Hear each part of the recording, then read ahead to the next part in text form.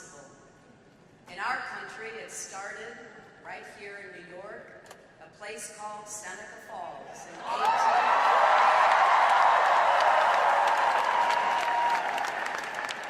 when a small but determined group of women and men came together with the idea that women deserved equal rights, and they set it forth in something called the Declaration of Sentiments, and it was the first time in human history that that kind of declaration occurred.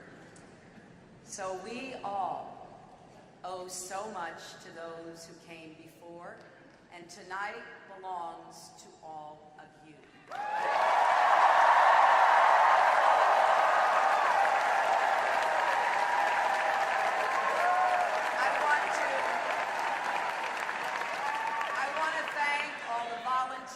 Community leaders, the activists and organizers who supported our campaign in every state and territory.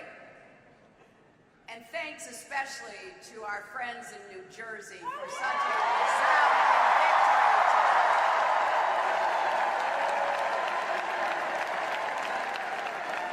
Thanks for talking to your neighbors, for making contributions.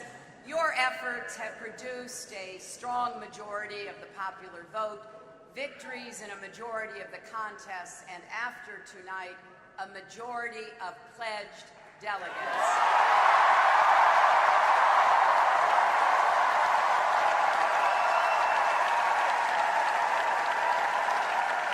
I want to thank all the people across our country who have taken the time to talk with me. I've learned a lot about you, and I've learned about those persistent problems and the unfinished promise of America that you are living with. So many of you feel like you're out there on your own, that no one has your back. Well, I do. I hear you, I see you,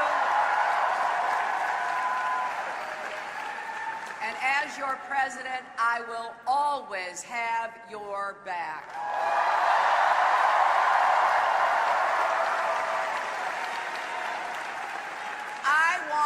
To congratulate Senator Sanders for the extraordinary campaign he has run.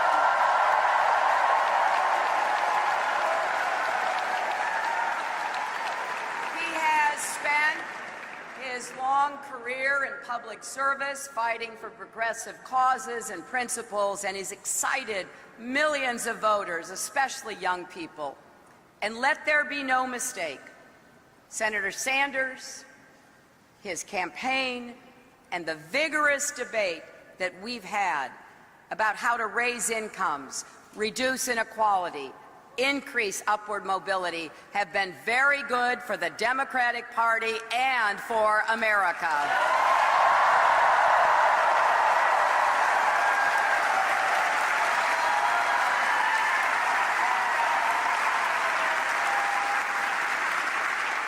This has been a hard-fought, deeply felt campaign.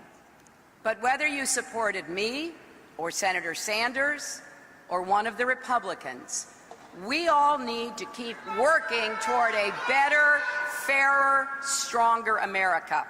Now, I know it never feels good to put your heart into a cause or a candidate you believe in and to come up short. I know that feeling well. But as we look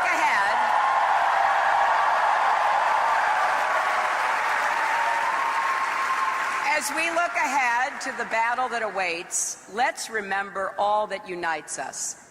We all want an economy with more opportunity and less inequality, where Wall Street can never wreck Main Street again. We all want a government that listens to the people, not the power brokers, which means getting unaccountable money out of politics. And we all want a society that is tolerant, inclusive, and fair.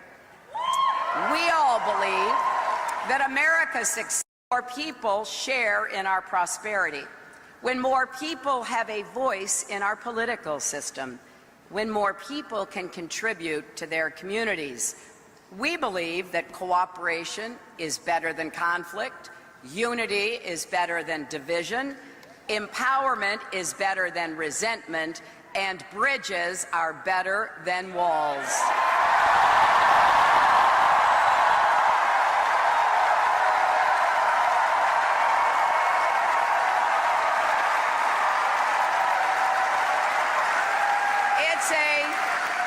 It's a simple but powerful idea. We believe that we are stronger together, and the stakes in this election are high, and the choice is clear. Donald Trump is temperamentally unfit to be president and commander-in-chief.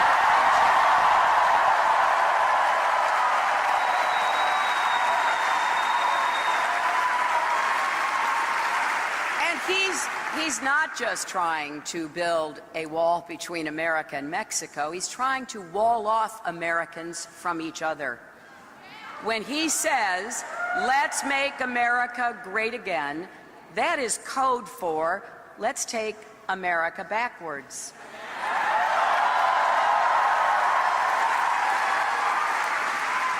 Back to a time when opportunity and dignity were reserved for some, not all, promising his supporters an economy he cannot recreate.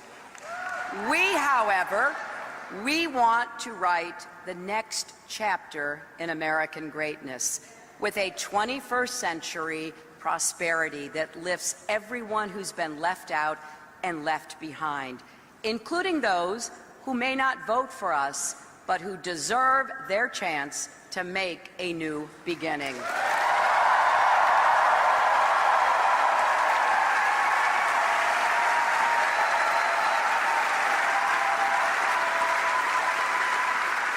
When Donald Trump says a distinguished judge born in Indiana can't do his job because of his Mexican heritage,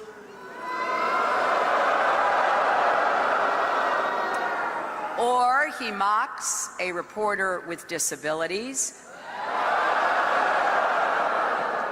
or calls women pigs, it goes against everything we stand for, because we want an America where everyone is treated with respect and where their work is valued.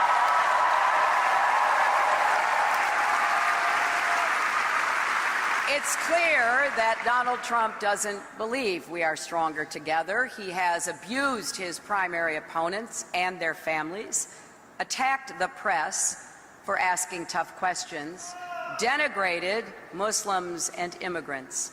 He wants to win by stoking fear and rubbing salt in wounds, and reminding us daily just how great he is.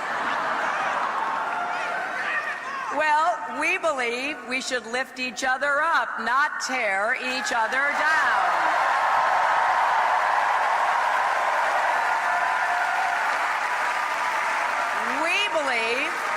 We believe we need to give Americans a raise, not complain that hardworking people's wages are too high.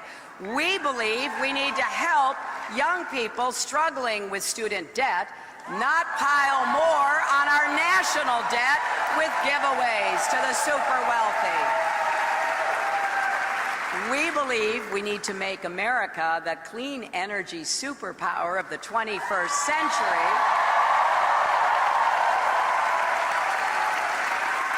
not insist that climate change is a hoax. To be great, we can't be small. We have to be as big as the values that define America. And we are a big-hearted, fair-minded country.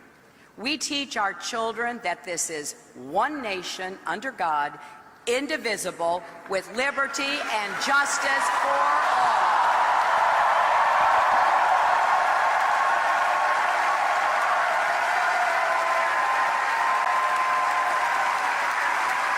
Not just for people who look a certain way or worship a certain way, or love a certain way. For all, indivisible. This election is not, however, about the same old fights between Democrats and Republicans. This election is different. It really is about who we are as a nation.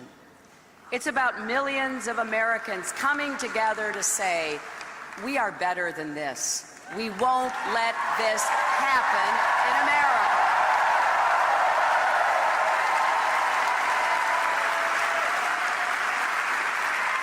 And if you agree, whether you're a Democrat, Republican, or Independent, I hope you will join us. In just a few weeks, we will meet in Philadelphia, which gave birth to our nation back in that hot summer of 1776. Those early patriots knew they would all rise or fall together. Well, today that's more true than ever. Our campaign will take this message to every corner of our country.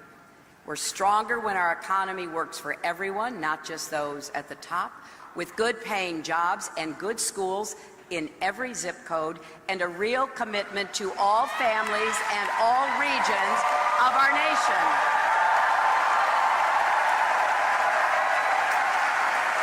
We are stronger when we work with our allies around the world to keep us safe, and we are stronger when we respect each other, listen to each other, and act with a sense of common purpose.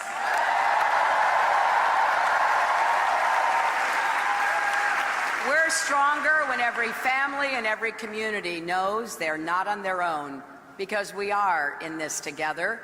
It really does take a village to raise a child.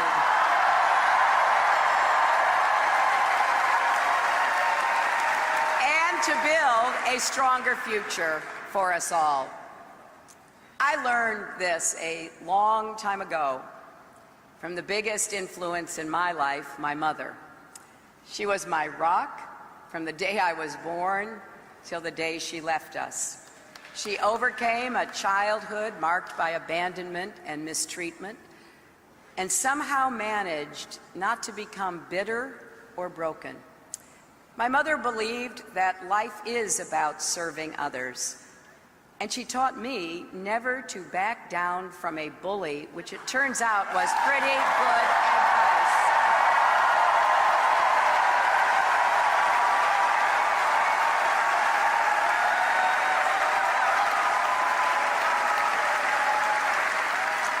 This past Saturday would have been her 97th birthday, because she was born on June 4th, 1919, and some of you may know the significance of that date. On the very day my mother was born in Chicago, Congress was passing the 19th Amendment to the Constitution.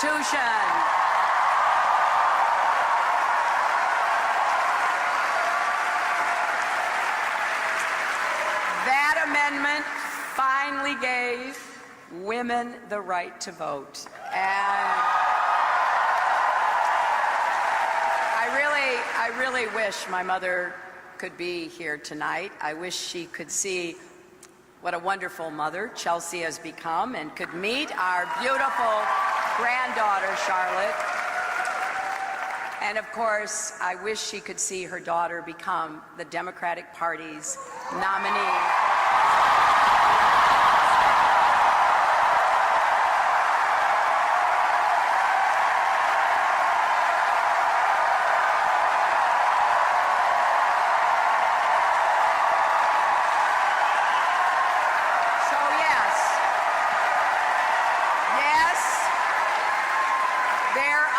Still ceilings to break for women and men, for all of us, but don't let anyone tell you that great things can't happen in America.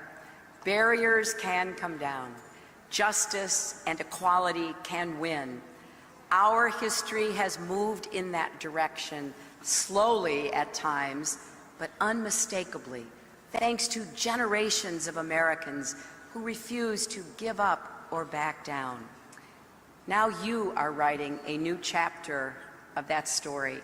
This campaign is about making sure there are no ceilings, no limits on any of us, and this is our moment to come together. So please join our campaign, volunteer, go to HillaryClinton.com, contribute what you can. Text JOIN, J-O-I-N, to 47246. Help us organize in all 50 states.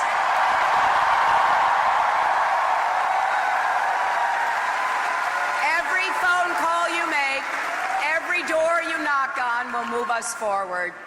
Now I'm going to take a moment later tonight and the days ahead to fully absorb the history we've made here.